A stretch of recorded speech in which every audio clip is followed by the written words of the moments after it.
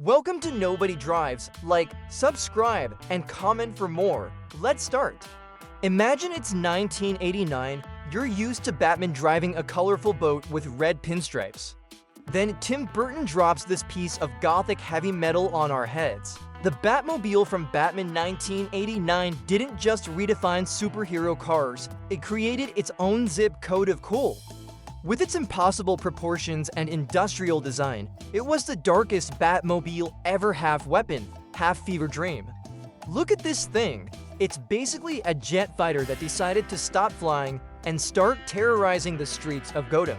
Inspired by stealth aircraft and Formula One, it has a turbine intake that looks like it eats pedestrians for breakfast.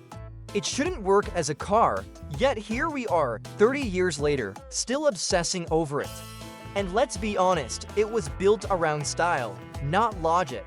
A turbine nose that extends into next week, an ultra-long body that makes parallel parking a literal crime, an armored cockpit that slides shut with the sound of a closing bank vault.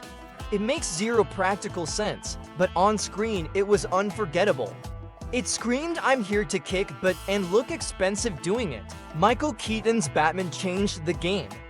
Moving away from the campy 60s comedy, the 1989 vision was dark, gritty, and serious. The Batmobile was the key.